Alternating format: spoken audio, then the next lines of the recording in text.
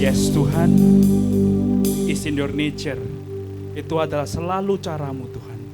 Memberi lebih dari yang kami harapkan, memberi lebih dari yang kami bayangkan Tuhan. Itu selalu cara kerja Tuhan di dalam setiap kehidupan kami Tuhan. Yes Tuhan, kami hanya perlu iman Tuhan. Iman untuk terus berharap. Iman bahwa kami itu gak punya sandaran lain, cuma Engkau saja Tuhan di tempat ini. Bentar lagi Tuhan, biar kami semua duduk Tuhan untuk sama-sama kami mendengarkan kebenaran firman-Mu Tuhan yang akan disampaikan di tempat ini pada hari ini. Kami percaya Engkau bertahta, ada firman Tuhan yang akan disampaikan hari ini. Biarlah hamba-Mu yang menjadi perantara-Mu untuk menyampaikan firman-Mu di tempat ini Tuhan. Engkau bertahta, Roh Kudus-Mu bertata atas hati dan pikiran hamba-Mu Tuhan. Sehingga setiap apapun yang didengarkan, setiap apapun yang direfleksikan, semua membawa kebaikan buat setiap kami Tuhan. Dalam nama Tuhan Yesus kami siap untuk mendengarkan firman Tuhan. Amin. Jemaat dipersilakan untuk duduk kembali. Stay. Okay. Shalom, jemaat Bapak Ibu yang dikasihi Tuhan. Shalom semuanya.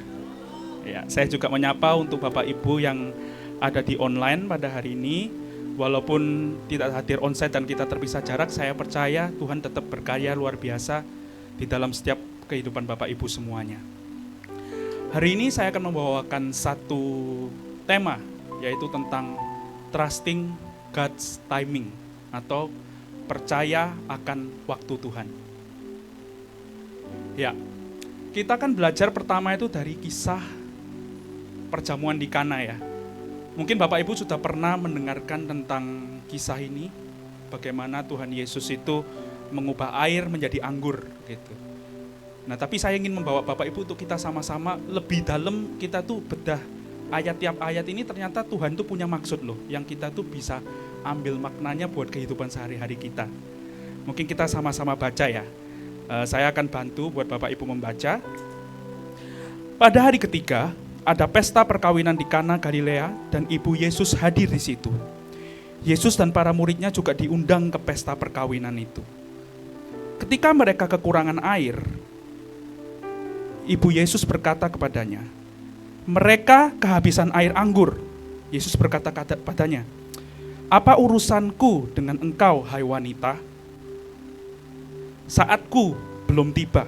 Ini kita sama-sama berikan penekanan pada ayat ini ya. Saatku belum tiba. Lanjut, ibunya berkata kepada para pelayan itu, "Apapun yang dia katakan kepadamu, lakukanlah." Di sana ada 6 tempat air dari batu yang masing-masing menampung kira-kira 120 liter sesuai dengan adat penahiran orang-orang Yahudi. Yesus berkata kepada mereka, "Isilah bak-bak itu dengan air," dan mereka mengisinya sampai penuh.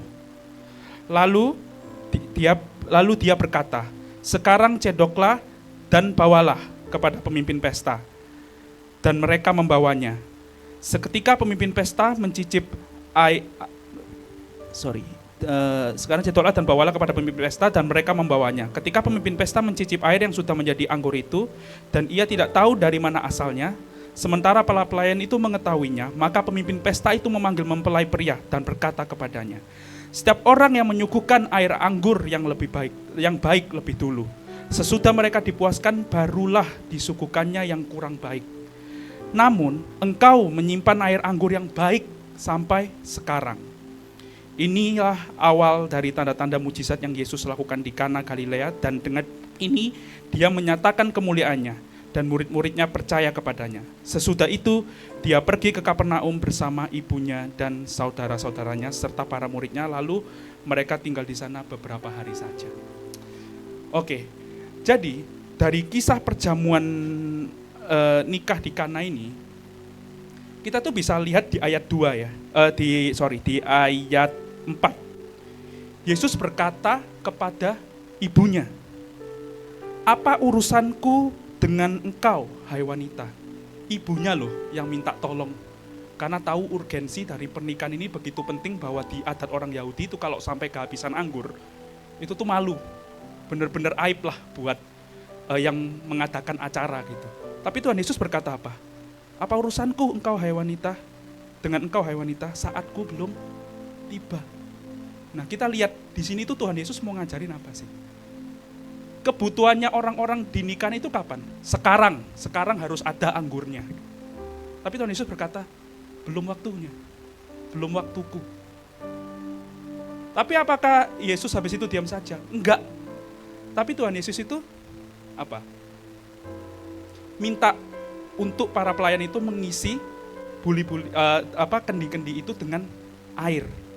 Dan Maria sebagai ibu Yesus, dia nggak ngerti maksudnya Yesus ini apa. Kok butuhnya anggur, kenapa yang diisi air? Nggak masuk akal secara manusia.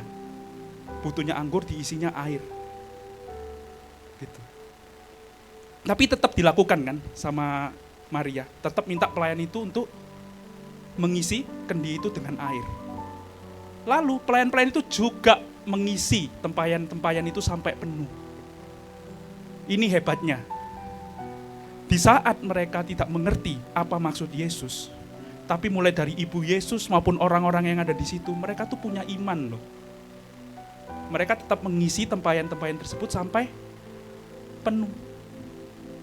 Nah, belajar dari kisah itu apa? Pertama, kalau mau terjadi mujizat Tuhan, cara Tuhan itu selalu begini. Tuhan Yesus selalu meminta kita untuk melakukan dulu bagiannya kita. Yang mungkin kita itu nggak tahu, Tuhan, ini sesuai nggak ya? Kok kayaknya ini tuh nggak masuk akal loh Tuhan. Aku tuh cuma bisa ini. Aku cuma punya ini. Tapi Yesus bilang, lakukan. Lakukan. Mungkin nggak air menjadi anggur menurut manusia? Nggak mungkin. Impossible. Sama. Di hidup kita sering loh. Tuhan Yesus itu minta kita mengasihi orang yang telah menyakiti kita. Mengasihi terlebih dahulu. Masuk akal nggak? Udah kalah, kita disakiti. Kalah lagi, harus mengasihi. Masuk akal nggak secara manusia? Enggak. Tapi itu cara kerjanya Tuhan. Kita harus lakukan dulu bagiannya kita dengan apa yang kita punya, dengan apa yang ada pada kita. Nah, bedanya kalau kita sama Yesus, Tuhan Yesus itu dengan apapun yang kita punya, apapun yang kita bisa lakukan menurut porsi kita, Tuhan Yesus itu memberkati dan melakukan mujizat di situ. Karena kenapa? Enggak mungkin loh Yesus itu tiba-tiba datengin sesuatu dari langit langsung turun gitu. Kecuali kalau di zaman Israel kan itu kan kedaulatannya Tuhan langsung turun gitu. Tapi kalau buat mengubahkan hati seseorang, buat memberikan berkat buat seseorang, Tuhan itu selalu pakai kita sebagai alatnya. Kenapa? Karena dari ketika Yesus memberkati dan melakukan mujizat melalui kita, bukan cuma orang lain yang diubahkan, kita juga diubahkan.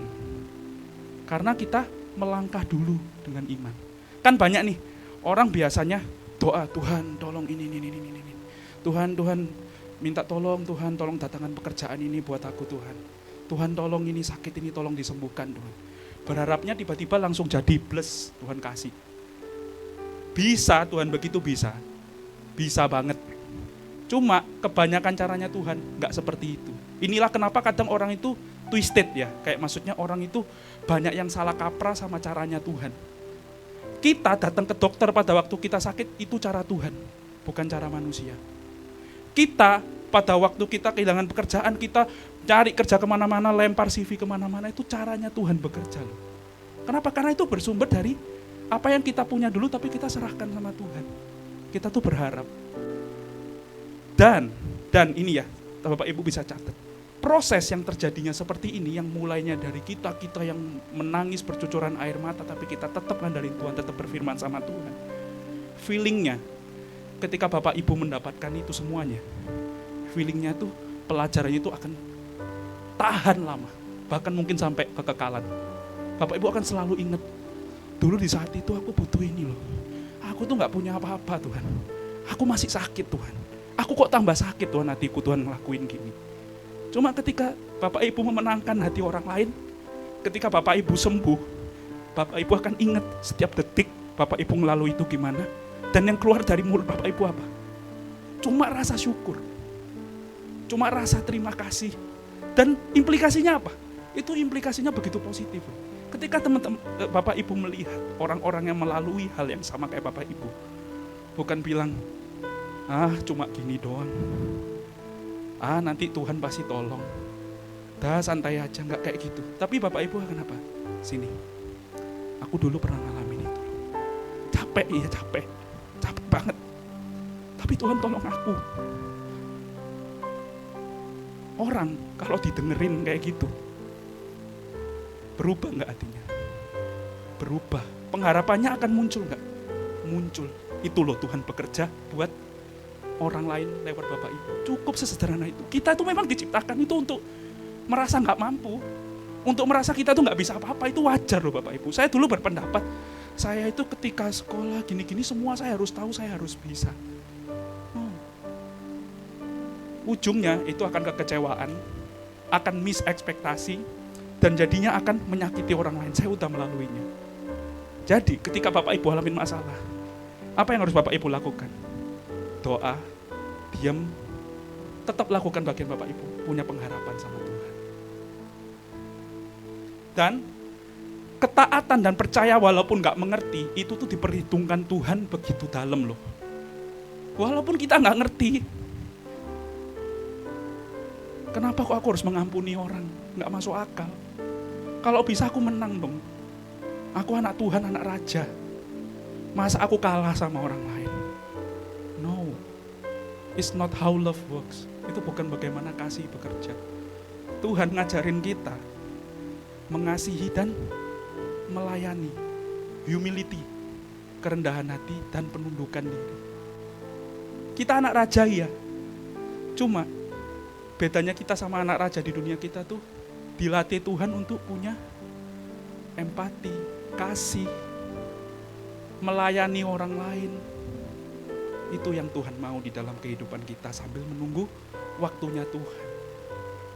Dan Tuhan Yesus tidak ingin kita itu mengandalkan mujizat. Nih kalau dari cerita yang tadi perjamuan nikah di Kana, kita lihat Tuhan Yesus tuh gak melakukan mujizat apapun sampai kendi-kendinya tuh terisi penuh. Padahal bisa gak Yesus di kendi pertama dia langsung anggur, kendi kedua anggur, kendi ketiga anggur, bisa gak? Bisa. Tapi caranya Tuhan gak kayak gitu. Kenapa? Karena kalau kendi satu anggur, kendi dua anggur, orang akan lihat, loh mujizat, woi yakin nih mujizat. Orang jadi ngandalin siapa? Ngandalin mujizatnya. Yang dilihat mujizatnya bukan Yesusnya. Sama di kehidupan kita. Ketika kita mengalami suatu badai, Tuhan itu akan melewatkan kita ke badai itu sengaja kayak kita tuh seperti gak ditolong. Padahal Tuhan itu jalan sebelahnya kita loh. Kalau mau jatuh, dipegangin. Mau jatuh, dipegangin. Kenapa? Karena biar kita tuh tidak mengandalkan mujizat Tuhannya. Tapi ketika kita menang, kita tahu, oh siapa yang berjalan sama aku selama ini? Siapa? Dan perubahan pola pikirnya adalah, aku ikut Tuhan bukan karena mujizatnya, tapi karena Tuhan Yesusnya. Kita melaluinya. Next, ada kisah dari Petrus yang menjala ikan. Mungkin multimedia bisa bantu tampilin untuk yang ini. Di Lukas 5 ayat 1 sampai 11. Kita cepet-cepetan kali ya, kalau aku lebih cepet bisa.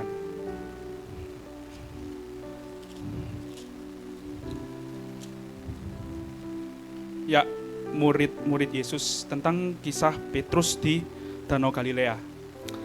Murid-murid Yesus yang pertama, multimedia balik aja ke slide yang tadi. Ya, ketika Yesus sedang berdiri di tepi Danau Genesaret, orang banyak mengerumuni dia untuk mendengarkan firman Elohim. Dia melihat dua buah perahu sedang bersandar di tepi danau, dan nelayan-nelayannya sedang turun membersihkan jalannya. Maka naiklah dia ke dalam satu perahu itu, yaitu milik Simon. Dia memintanya agar mendorongnya sedikit lebih jauh dari pantai. Lalu dia duduk mengajar orang banyak dari perahu itu. Selesai berbicara, dia berkata kepada Simon, bertolaklah ke tempat yang dalam dan tebarkanlah jalamu untuk menangkap ikan. Simon menjawab kepadanya, Guru, sepanjang malam kami telah bekerja keras dan tidak memperoleh apa-apa. Tetapi karena perintahmu, aku akan menebarkan jala ini. Dan setelah melakukan hal itu, mereka menangkap sejumlah besar ikan dan jala mereka pun mulai koyak. Lalu mereka memberi isyarat kepada teman-teman mereka yang ada di perahu lain agar datang membantu mereka. Mereka pun datang lalu mengisi kedua perahu itu dengan ikan sehingga kedua perahu itu hampir tenggelam. Melihat hal itu, Simon Petrus bersujud di dekat lutut Yesus dan berkata, Tuhan, pergilah daripadaku sebab karena aku adalah orang berdosa. Sebab ia dan semua orang yang bersamanya takjub karena banyaknya ikan yang mereka dapatkan. Demikian juga Yakobus dan Yohanes anak Zebedeus yang merupakan teman Simon.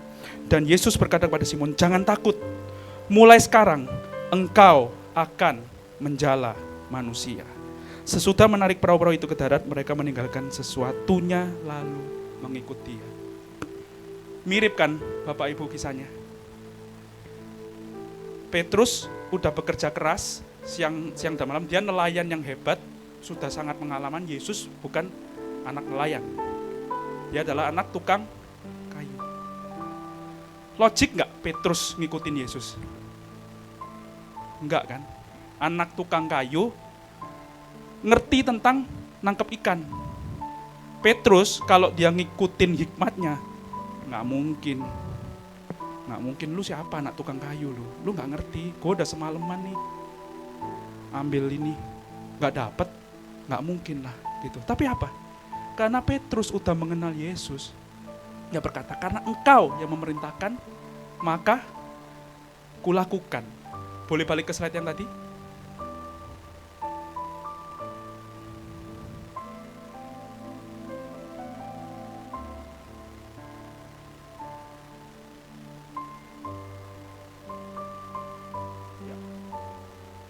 Lukas 5 ayat 1-11 tadi. Nah, seperti yang saya sampaikan tadi, Petrus itu sudah bekerja tapi tetap melakukan karena Yesus yang memerintahkan.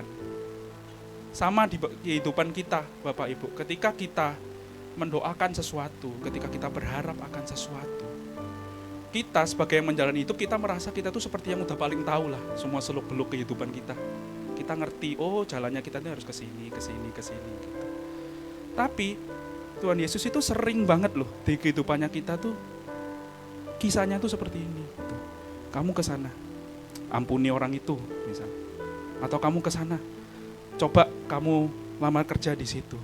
Gitu. Masuk akal nggak menurut manusia? Enggak, kalau dari pengalaman masa lalu. Banyak hal itu terasa nggak masuk akal, tapi breakthrough, kemajuan besar di banyak kehidupan orang tuh dimulai ketika dia melakukan sesuatu yang justru bukan dari yang dia tahu, tapi dari yang dia imani. Kita bisa nih melatih diri kita, dan ini nggak muncul dalam semalam loh Bapak Ibu. Iman-iman kayak gini ini nggak muncul semalam. Ini tuh harus dilatih, diperkatakan, dan terus dilakukan secara konsisten. Barulah itu akan menjadi gaya hidup kita. Nah, konsekuensinya ketika kita, bukan konsekuensi ya, berkatnya ketika kita mengikuti Yesus walaupun nggak masuk akal. Seperti Petrus menerima berkat yang melimpah dari sesuatu yang terlihat mustahil, dia dapat banyak ikan. Sama seperti hidup kita. Ketika kita nggak ngerti tapi kita tetap berjalan, ketika kita nggak ngerti kita tetap melangkah. Endingnya itu lebih daripada yang kita bayangkan. Itu loh, Tuhan Yesus memberikan lebih dari yang kita pikirkan, lebih dari yang kita bayangkan. Kenapa? Karena kita nggak akan bisa sampai situ dengan pikiran kita, tapi cuma dengan iman doang. Perlu nggak sisi manusianya? Tetap perlu ngelakuin bagian kita. Bukan berarti diam nunggu mujizat turun, enggak. Tetap lakukan bagian kita. Petrus pun juga lakukan bagiannya. Nah, belajar dari kisah Petrus, Tuhan Yesus bekerja melalui hal yang terlihat mustahil. Tapi yang mustahil itu pekerjaan Tuhan. Kalau bisa dilakukan manusia itu bukan pekerjaan Tuhan, itu pekerjaan manusia. Tapi kalau udah mustahil, Tuhan tetap lakukan. Tuhan kayak balikin telapak tangan gini. Itu baru Tuhan. Dan banyak orang yang gagal di proses ini karena ketika dia lihat udah gak masuk akal, udahlah saya cari jalan pintas, udahlah saya menyerah, udahlah berhenti berharap, gak Tuhan-Tuhanan, gak gereja-gerejaan, gak pelayanan-pelayanan lagi. Petrus ketika dia udah tahu dia tuh udah capek, udah melakukan yang terbaik, ketika Tuhan Yesus tetap bilang bayar harga, kamu tolong tolak perahumu ke danau, dia tetap lakukan loh. Capek Bapak Ibu, saya tahu nunggu waktu Tuhan itu capek. Capek banget. Bahkan kita tuh mungkin merasa Tuhan itu kayak gak ada di kehidupan kita. Ini ya, yang mungkin paling kerasa sakit adalah orang lain diberkati, kok aku enggak. Orang lain ngalamin kemenangan, kok aku enggak. Itu sakit loh Bapak Ibu, lihat orang lain sukses, padahal kita udah pelayanan. Sakit. Mungkin Bapak Ibu ada yang dulu di zaman masih mudanya pernah ngalamin ini, pergumulan-pergumulan itu, maupun yang sekarang anak-anak muda lagi ngalamin itu.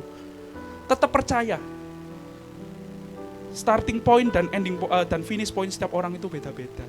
Enggak harus orang yang lain itu sukses sekarang, kamu harus sukses sekarang, enggak. Yang penting adalah punya pengharapan sama Tuhan, karena jalan suksesmu itu bukan cara dunia tapi cara Tuhan. Nah, yang Tuhan minta dari kita hanyalah kemauan dan ketaatan. Obedience itu penting loh Bapak Ibu. Walaupun gak masuk di akal, itu obedience ketika kita ngelakuin bagian kita, ketika kita tetap taat, ketika kita tetap mengampuni walau sakit, ketika kita tetap percaya walaupun keadaan kita tuh breakdown habis-habisan. Tuhan lihat itu. Dan ketaatan pada hal kecil lah yang merupakan resep terjadinya mujizat Tuhan yang sesungguhnya. Nah, apa sih bagian kita ketika menunggu waktu Tuhan? Pertama, ini saya mempelajari 4 poin ini itu setahun, Pak Ibu. Setahun itu sakit banget. Saya ngalamin dari proses saya mengandalkan diri sendiri. Semuanya harus terlihat masuk akal, semua harus terlihat dikontrol. Sampai ternyata cuma 4 poin ini loh, yang kalau saya bisa lakukan dari dulu, mungkin hidup saya itu akan lebih lancar, akan lebih ngerti. Mungkin prosesnya gak akan sesakit ini, tapi rencana Tuhan itu gak pernah dibatalkan sama proses kita. Rencana Tuhan itu selalu paripurna. Dan Tuhan gak punya plan A, plan B. Tuhan itu cuma punya plan A. Cuma timingnya aja. Kalau kita taat lebih cepat. Kalau kita gak taat dan kita ngandalin kekuatan kita sendiri, pasti lebih lama. Pertama, rest in Him. Rest, surrender. Surrender ini apakah kita istirahat, gak melakukan apa-apa? Enggak. Surrender itu artinya percaya. Kita tuh gak bisa apa-apa tanpa Dia. Dan kita tetap melakukan yang terbaik, tapi semuanya dibalikin ke Tuhan. Tuhan, aku lakukan bagianku, aku gak ngerti ini, tak persembahkan semua buat Tuhan. Kalau menang ini tuh kemenangannya Tuhan, bukan kemenanganku. That's surrender. Knowing that you are weak, tahu bahwa kita lemah. Dan kekuatan kita tuh cuma dari Tuhan. Kedua, melakukan yang terbaik dengan apa yang kita punya. Dan itu memberkati dan melayani. Tetap, walaupun Bapak Ibu jatuh, tetap walaupun Bapak Ibu capek, tetap kasih berkat, tetap melayani. Dan Tuhan akan berikan kelimpahan itu dari situ. Ketika kita ingat kisah janda di Sarfat kan, semua kelaparan, habis bahan makanan.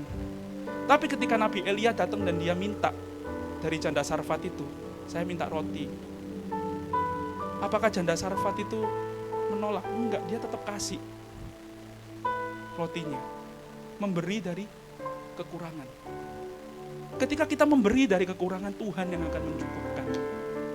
Dan itu gak akan pernah habis loh, sukacita kita, damai kita, pertolongan kita itu gak akan pernah habis. Ketika kita tetap memberkati dan melayani walaupun kita itu capek, walaupun kita itu lelah. Dan yang ketiga, membangun mesbah doa dan penyembahan, tetap memuji, tetap menyembah. Kenapa? Karena itu tuh latihan iman. Iman itu gak ada yang bisa dibangun semalam. Iman itu dilatih. Iman itu diperkatakan. Iman itu dilakukan. That's why membangun mesbah dan penyembahan. Apalagi kalau Bapak Ibu punya komunitas, bertumbuhlah di komunitas itu. Tetap bangun mesbah, doa dan penyembahan di tempat itu.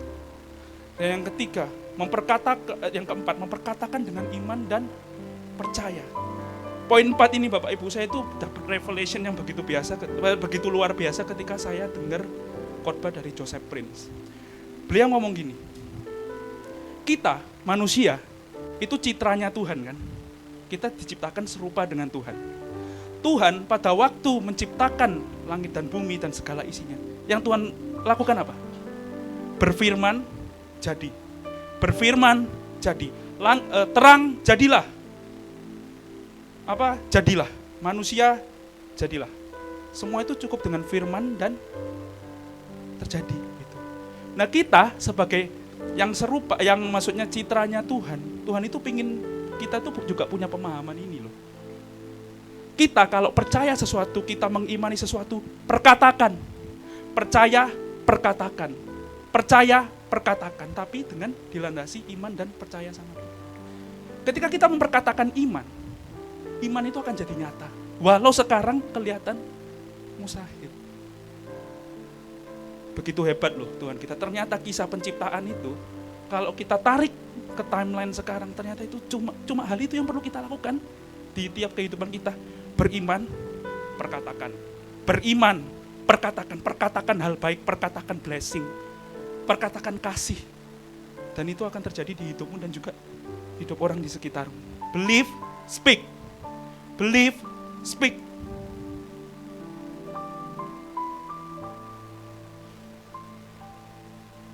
Dan untuk melakukan itu, yang pertama harus diubah adalah pemahaman kita tentang diri kita tuh seperti apa. Identitas kita tuh perlu diperbaharui. Kita tuh perlu memiliki pemahaman yang benar tentang identitas kita di dalam Kristus. Apa identitas kita dalam Kristus? Kita itu anaknya yang dikasih dan diperkenan. Masa sih anak minta sesuatu ke bapaknya itu takut? Masa sih minta sesuatu ke bapaknya itu sungkan? Anak kalau minta ke bapaknya cuma, "Papa, aku minta ini. Papa, ini." Cuma tinggal ngomong kan. Papanya berusaha nggak buat memenuhi keinginan anaknya? Berusaha loh. Kita punya papa, tapi seringkali sikap kita ini kayak bukan anak. Waduh, papaku, aku dosa kayak gini, papaku berkenan nggak ya sama aku ya? Aku dikasih papaku nggak ya? Waktu ini kayaknya nggak mungkin deh, papaku nggak akan bisa tolong. Masa gitu? Mental pemikiran seorang anak sama bapaknya. Kalau kamu bisa yakin, kalau bapak ibu bisa yakin sama bapak dan ibu dan orang tua kita yang ada di dunia, kenapa kita nggak bisa yakin sama papa kita yang di surga? Dia itu jauh lebih berkuasa loh. Saya dulu sering nggak yakin. Saya dulu sering meragukan kasih Tuhan sama saya. Saya merasa saya itu selalu belum cukup, kurang rohani, dosa saya mungkin banyak gitu. Tapi ternyata itu semua bukan caranya Tuhan gitu loh. Yang Tuhan mau di kehidupan kita bukan kayak gitu. Tuhan tuh pengen kita punya pemahaman ini. Gitu. Sering kita bilang, Tuhan masalahnya terlalu besar, Tuhan takut Tuhan. Tuhan tolong. Dan Tuhan cuma mengatakan ini, kamu cukup perlu diam dan percaya. Karena masalah itu gak lebih besar dari aku. Aku mengatasi masalah ini. Kamu diam, duduk, percaya. Kalau kamu terlalu bertindak, terlalu gerusak-gerusuk apa? Kamu akan merusak rancanganku. Jadi biar aku yang kerja ya, anakku. Walaupun bapak ibu sekarang lagi sakit, mungkin lagi ngalamin sakit parah, tetap percaya, tetap berharap Tuhan. Aku percaya papa pasti kasih aku kesembuhan. Tetap lakukan bagiannya, percaya. Di situ Tuhan bekerja. Dan hindari hal-hal ini dalam kita menanti waktu Tuhan. Pertama, mengeluh dan bersungut-sungut. Kisahnya paling kelihatan di kisah bangsa Israel di padang gurun. Mereka bersungut-sungut terus. Mereka nggak percaya Tuhan terus. Jadinya apa? Diputar-putar di padang gurun kan, nggak selesai prosesnya. Padahal kalau mereka percaya, mereka nggak sampai bikin patung lembu emas dan lain-lain, mereka tetap taat. Mungkin mereka nggak perlu 40 tahun buat sampai Kanaan. Wong jalannya itu kalau dihitung-hitung, saya baca ada sumbernya, itu nggak akan sampai 40 tahun kalau mereka melalui jalan yang itu yang ini. Cuma Tuhan pingin bentuk bangsa Israel itu mentalnya untuk jadi seperti bangsa Israel yang siap menerima berkatnya Tuhan. Makanya diputar 40 tahun. Karena untuk mengalahkan ketidaktaatan itu butuh waktu.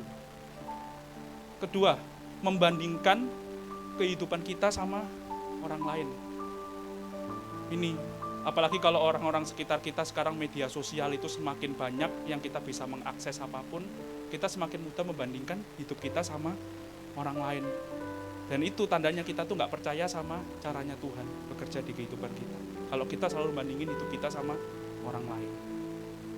Ketiga, mencari jalan pintas yang masuk di akal kita. Jangan cari jalan yang gampang, Bapak Ibu, tapi cari jalan yang benar. Jalan yang benar itu nggak selalu cepat. Jalan yang benar itu bisa jadi lama.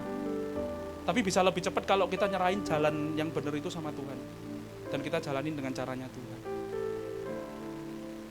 Dan tujuan waktu Tuhan itu tuh begitu luar biasa.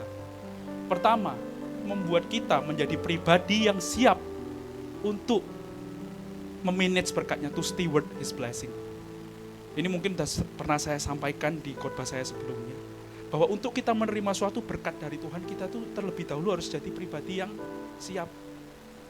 Kenapa kalau kita nggak siap? Yang ada kalau kita nggak siap, berkatnya tuh cuma mungkin berkatin kita sebentar, terus habis itu habis. Tapi Tuhan maunya ketika kita menerima berkat, nggak cukup berhenti di kita, tapi kita memberkati orang lain. That's God's way to manifest Himself, untuk menyatakan dirinya di umat manusia melalui kita. Jadi kalau kita ngikut caranya Tuhan, pasti lama, pasti sakit. Kalau kita berangkatnya dari ketidaktaatan ya Bapak Ibu ya. Dari kisah Yusuf juga mungkin kita bisa melihat kisah Yusuf itu, mulai dari Yusuf itu dilempar di sumur, sampai dia kemudian menjadi raja di Mesir, lama nggak lama. Tapi Yusuf tetap taat, tetap mengikuti kehendak Tuhan. Bahkan pada waktu dia sudah jadi raja pun, hebatnya Yusuf ketika karena dia dibentuk sama prosesnya Tuhan, dia mengampuni loh saudara-saudaranya. Ingat nggak tentang peristiwa dilempar ke sumur tuh, ingat nggak? Oh ingat, nggak mungkin. Mustahil kalau Bapak Ibu bilang mengampuni itu berarti melupakan semua, itu nggak mungkin. Pasti ingat. Cuma bedanya ketika kita sudah mengampuni, respon kita tuh beda loh.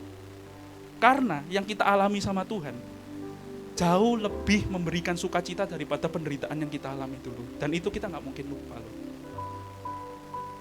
Dan tujuan waktu Tuhan adalah untuk mendidik dan menghilangkan hal yang bukan dari Tuhan, ungodly things di dalam kehidupan kita. Misal apa? Pengen jalan praktis, pengen cepet, ketidaksabaran, dan banyak lainnya.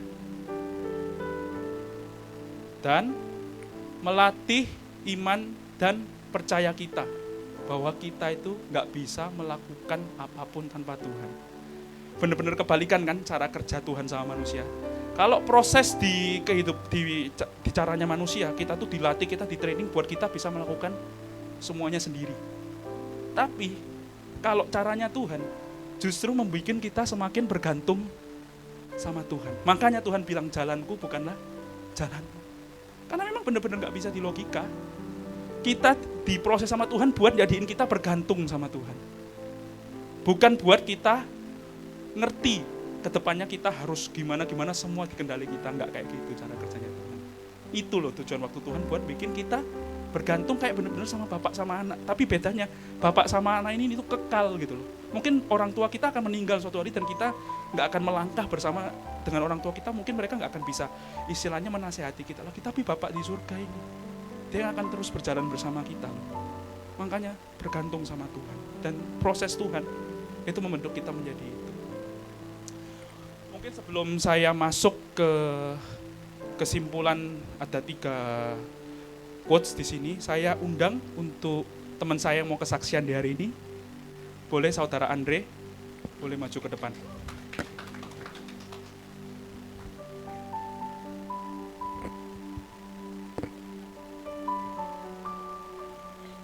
Soundnya kok jadi sedih ya. Oke, selamat siang Bapak Ibu ya. Ini kayaknya pertama dan tidak tahu pertama atau terakhir, ini kayaknya pertama kali saya kesaksian di sini ya. Oke, ini sebenarnya nasar saya ke Pak Petrus karena beberapa jemaat tahu atau mungkin ada yang belum tahu bahwa dalam 2 minggu ini tuh saya lagi ada masalah, khususnya di pekerjaan yang dimana kontrak kerja saya itu tidak diperpanjang. Dimana saat itu adalah tempat kerja saya itu adalah tempat kerja yang saya selalu kesaksian bahwa itu tempat kerja yang sangat bagus. Jadi lebih tepatnya tanggal 28 itu seharusnya saya tidak diperpanjang di tempat kerja. Yang dimana kalau dipotong cuti itu, saya sudah mulai tidak bekerja per tanggal 16 Agustus. Wah, itu dunia itu sudah kayak runtuh sih. Karena dimana sejarah saya kerja tidak pernah bermasalah, malah di tempat yang saya selalu bilang ke teman-teman, bahkan Pak Petrus, bahkan teman-teman saya itu, ini nih, lihat nih tempat kerja saya ini, keren banget. Kalau saya sebut brandnya pasti Bapak Ibu kaget lah, saya nggak mau sebut brandnya. Itu malah menjadi tempat yang membuat saya dalam tanda kutip itu jatuh malah. Bahkan saking stresnya saya, itu saya sempat sampai masuk UGD, asam lambung naik. Kalau Bapak Ibu pernah nonton live-nya Pak Petrus yang hari Jumat Pak ya, Pak Petrus pernah mengatakan begini, kita itu tidak perlu stres, itu sia-sia. Karena saya stres itu dari tanggal 16 sampai tanggal 28, yang dimana secara hukum kontrak saya itu sebenarnya selesainya tanggal 28. Dan memang saya sudah apply kemana-mana, bahkan kemana-mana lah, itu tidak ada panggilan. Dan ini mujizat yang paling besar yang saya sempat, saya bilang saya akan saksikan ini karena di saya stres itu, saya cuma andalkan Tuhan. Tidak ada andalkan yang lain. Bahkan beberapa channel itu teman dekat saya sudah tidak harapkan karena ya kalau cuma lewat teman mah itu bukan mujizat, itu namanya orang dalam ya kan. Dan Bapak Ibu tahu dari tanggal 16 sampai tanggal 28 itu ada berapa hari itu? 12 hari. Saya sampai stres. Dan stres itu sia-sia. Bapak Ibu tahu pertanggal 28 kemarin yang harusnya saya sudah tidak bekerja, malah saya dikasih Tuhan 2 pekerjaan sekaligus. Di saat tanggal 28 itu saya harusnya tidak bekerja, malah Tuhan kasih saya 2 opsi. Bahkan sekarang dari tanggal 16 sampai tanggal 27 saya pusing cari kerja di mana. Bahkan ternyata di tanggal 28 yang harusnya saya tidak bisa kerja, Tuhan buat 2 opsi yang saya sekarang bingung pilih yang mana. Malah pusing milih. Bahkan per Senin besok itu, bahkan saya ada guyon sama teman-teman kemarin, saya ngomong begini. Minggu depan itu, khususnya minggu ini adalah minggu terakhir saya pengangguran. Padahal belum ada panggilan malah. Tapi ternyata di tanggal 28 itu, malah benar-benar menjadi hari terakhir saya pengangguran, yang dimana 2 tempat kerja menunggu saya. Di sini saya mau saksikan bahwa yang saya pegang sampai saat ini, di saat kita ada masalah, kita andalkan Tuhan. Dan kalau Bapak Ibu punya kesempatan untuk pelayanan lah. Karena di sini saya bisa saksikan bahwa yang saya pegang sampai sekarang adalah pelayan Tuhan itu tidak pernah dipermalukan Tuhan. Yang saya percaya setiap doa saya, Tuhan, saya sudah pelayanan dari kecil. Kalau sampai saya melarat, namamu yang jelek. Ya kadang-kadang sih saya doanya begitu sampai orang tua saya tegur. Tapi saya bilang begini, saya ada pernah baca, saya lupa di mana, tapi itu mengatakan bahwa imam-imam Lewi itu punya hak khusus. Dan saya percaya itu. Bahkan saya tidak tahu ini bagaimana caranya cerita. Yang unik itu adalah saya sampai hampir pulang. Sanjaya sampai marahin saya ini. Yang dimana ini pentingnya kenapa kita harus berbangga punya gereja seperti ini. Karena di sini Bapak Ibu kita punya namanya komunitas. Saya berani ngomong begini karena teman-teman saya seperti Kenny, Kevin, Sanjaya, Aci, di dalam grup itu kita, bahkan Hizkia kadang-kadang itu ada ngeyelnya doang. Ngeyel-ngeyel, tapi di satu sisi mereka yang kuatkan saya. Di saat saya mau pulang mereka malah bilang, ya udah pulang aja. Tapi dalam tanda kutip sebenarnya mereka malah kuatin saya. Dan di situ saya bilang, di sini saya mau simpulkan bahwa di dalam gereja ini, apapun situasi dalam gereja ini, setialah Bapak Ibu. Karena kalau tidak ada Pak Petrus, tidak ada komunitas di sini, mungkin saya benar-benar sudah pulang. Yang dimana ternyata stresnya saya itu sia-sia banget sampai rumah sakit. Padahal hanya 12 hari. Dimana 12 hari itu saya pusing cari kerja, ternyata di tanggal 28 saya yang pusing tentukan kerja. Beri kemuliaan bagi nama Tuhan. Amin.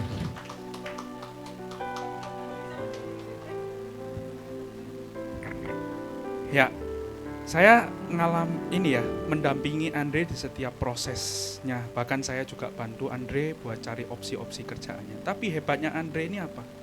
Walaupun dia takut, seperti yang saya sampaikan tadi, dia tetap melangkah loh. Dia nggak kecil hati, dia nggak males. Dia sehari itu bisa ngelamar 30 perusahaan. Saya pernah dikasih tahu. Padahal di zaman sekarang, zaman lagi seperti semi-semi krisis kayak gini, masuk akal nggak dapat kerjaan bagus? Hampir mustahil. Tapi justru di saat masa-masa krisis ini dia bisa milih. Itu loh hebatnya Tuhan. Ketika kita tetap taat, ketika kita tetap percaya, kita tuh bukan minta, kita akan memberi. Andre milih nanti mana yang terbaik buat dia. Saya harap itu tuh juga terjadi di kehidupan Bapak Ibu Saudara semuanya. Saya. Next boleh nggak? Boleh dibantu, saya kehilangan ini. Nah, ini ya kesimpulan quotes pertama hari ini. Menunggu waktu Tuhan, waiting on God's timing is not easy, but it will be worth it. Pasti nggak gampang, pasti kerasa sendiri, pasti kerasa sepi, pasti kerasa sakit. Tapi ujungnya luar biasa sukacitanya dan everlasting. Next. Percaya sama niat baiknya Tuhan buat kehidupan kita karena kita tuh anaknya. God always want us to have blessed, successful life. Tuhan tuh cuma pengen kita punya hidup yang berkelimpahan sama diberkati. So, kalau Bapak Ibu lagi capek, lagi sakit, lagi kerasa nggak ada apa-apa, enjoy the process. Nikmatin aja prosesnya. It's just for a temporary. Ini cuma buat sebentar saja. Jangan hilang iman, jangan kecil hati, tetap identitas aku ini anak, aku ini anak. Gak mungkin Papa itu merencanakan yang buruk buat aku, gak mungkin. Ya kan? Next. Dan, ini catat baik-baik Bapak Ibu. Man of God never got an easy life, but a fulfilling life. Anak Tuhan gak pernah ngalami hidup yang gampang, tapi hidup yang penuh. Hidup yang benar-benar penuh dengan pengalaman yang dari Tuhan gitu, fulfilling. Kalau isi, kita belum tentu full loh. Bisa jadi kita ketika isi, kita kosong pada saat menerima yang isi itu. Tapi kalau kita menaburnya dengan sakit, dengan capek, ketika kita nerima itu sama seperti orang yang udah membajak sawah seharian capek, kena terik matahari. Nerimanya itu loh, luar biasa. Semoga firman Tuhan pada hari ini bisa menguatkan Bapak Ibu Saudara. Ingat bahwa kita anaknya, ingat bahwa kita itu dikasihi Tuhan, ingat bahwa Tuhan itu punya rencana yang terbaik buat setiap kita. Saya kembalikan ke Pastor Petrus. Kita berikan tepuk tangan bagi Tuhan kita. Wah, luar biasa Bapak Ibu, anak-anak muda. Lebih baik ya anak-anak kita yang berkhotbah ya, daripada yang di luar. Kita mempromosikan anak-anak kita. Khotbahnya sangat bagus. Ini orangnya sangat peduli sama orang. Kalau ada jemaat di sini yang pengangguran, pasti dia tanya, dia bantu jatuhkan lamaran. Bukan hanya Sanjaya, semua tim-tim yang ada di sini, kembarannya, Aceh, jika ada pasti dibantu. Bukan hanya dijatuhkan, dikejar Bapak Ibu. Ditanya terus sampai dapat, dia bimbing terus. Bukan berarti dia nggak ada masalah, masalahnya banyak. Sampai kadang dia nangis, dia meratap. Tapi di tengah masalah tetap melayani Tuhan. Dan kemarin Hanjaya kirim saya, Pak, yang tadi Andre coba berdiri, ya ini Andrenya.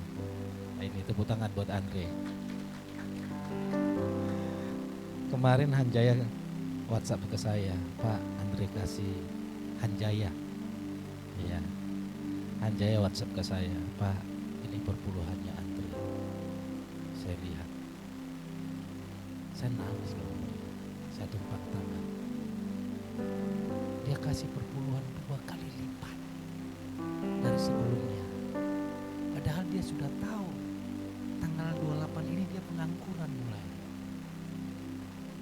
Secara fakta gak ada yang lamarannya yang keterima, gak ada. Itu pesangon sebulan gaji ya. Dia berkata gini, ini sekalian perpuluhan saya bulan depan. Saya tahu saya tidak pengangguran. Jadi perpuluhan saya ini sebagai iman saya 2 kali lipat di tengah dia sudah di PHK.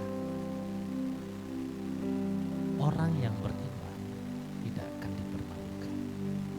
Tepuk tangan bagi Tuhan kita. Wah, saya tumpang tangan Tuhan. Belum pernah saya menemukan orang seperti ini berani ya bertindak. Seharusnya kan, jangan kasih perpuluhan lah, masih pengangguran. Disimpan dulu sampai nanti datang kerjaan yang pasti. Ini justru saya sudah ya udah nanti paling dia biasa, nggak usah. Saya sudah hampir ngomong ke ya, kalau dia nanti tidak kasih jangan ditanya. Soal perpuluhan jangan ditanya. Itu iman seseorang kepada Tuhan.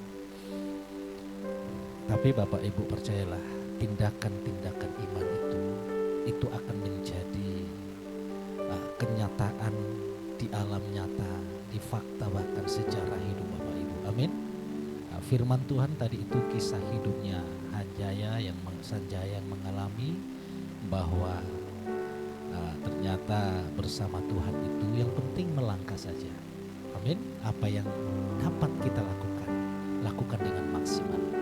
Karena saya percaya ketika Andre di PHK, jadi sekarang sudah putus hubungan kerja dengan yang pertama. Bukan Andre yang sekarang mencari kerjaan yang cari dia. Jadi sekarang dia milih menu yang mana ini ya, kerjaan yang mana ya. Ini sudah pasti dapat yang besar. Tinggal ikan pausnya ya Andre ya. Ini belum sebut merek dia, karena nanti kalau udah ketemu, udah dapat merek yang ini, nanti kesaksian lagi dia. Itu karena mustahil. Jadi selain Andre berbahagia, Devi juga berbahagia. karena bagi Devi ternyata tahun depan saya menikah juga. Kalau di PHK kan pulang kampung halaman, ya Andre bersedih, kita juga bersedih. Tapi percaya Bapak Ibu, semua kita alami mujizat Tuhan. Amin. Kita alami pertolongan Tuhan. Yang percaya berikan tepuk tangan bagi Tuhan kita. Boleh pemain musik maju ke depan.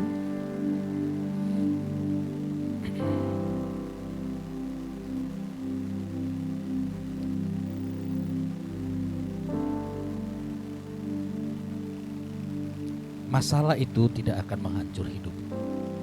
Sekali lagi, masalah itu tidak akan menghancurkan hidup kita. Tapi masalah itu akan membawa kita semakin kembali kepada Tuhan. Kadang kalau nggak ada badai, nggak ada masalah, kita nggak sungguh-sungguh kepada Tuhan.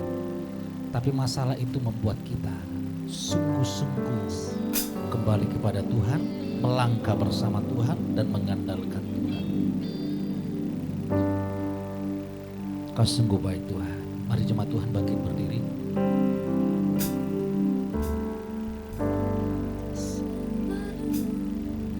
Tuhan menjawab doa, namun Dia beri yang terbaik di waktu yang tepat. Izinkanlah Tuhan untuk bekerja, yang mustahil menjadi mungkin oleh karena percaya. Tak selalu Coba Tuhan sendiri katakan.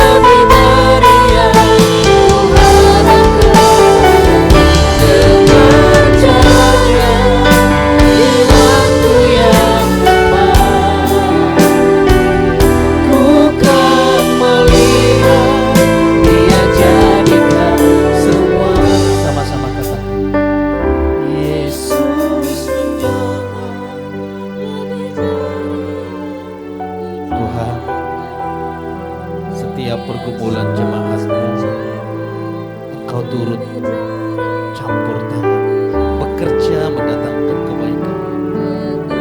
Badai masalah tidak membawa kami kepada kehancuran, tapi badai masalah itu membawa kami untuk datang kepada Tuhan, untuk kami mengandalkan Tuhan dengan iman kata. Kami percaya di tengah badai kami melihat dan mengalami kuasa Tuhan sempurna. Segala perkara dapat kami tanggung di dalam Yesus yang memberikan kekuatan kepada kami. Hai masalah, kami punya Tuhan yang besar. Sekali lagi katakan, angkat wajahmu, Yesus.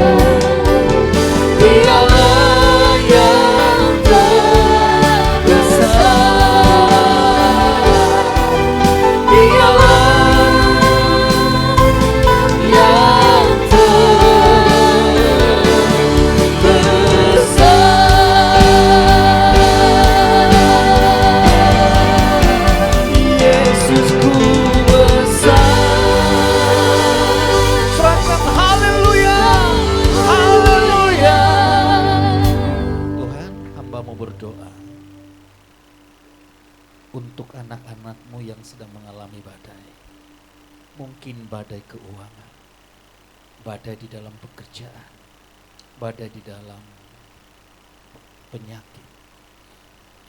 Lewat badai ini kami semakin melekat kepada Tuhan, karena kami tahu Yesus mampu menghentikan badai kami. Dan kami melihat kuasa-Mu sempurna di tengah-tengah badai kami. Sehingga yang kami lihat adalah mujizat di dalam kehidupan kami. Terjadi terobosan di dalam finansial, terjadi terobosan di dalam pekerjaan, terjadi terobosan di dalam kesehatan. Mujizat terjadi di dalam kami, di dalam nama Tuhan Yesus Kristus. Dan tiba saatnya Tuhan, kami akan membawa persembahan kami dengan penuh ucapan syukur. Kami membawa karena kami percaya bahwa segala sesuatu adalah milik Tuhan, dan kami persembahkan sebagai ungkapan syukur kami. Kami siap memberi di dalam nama Tuhan Yesus Kristus. Haleluya. Amin, amin. Silakan duduk Bapak Ibu.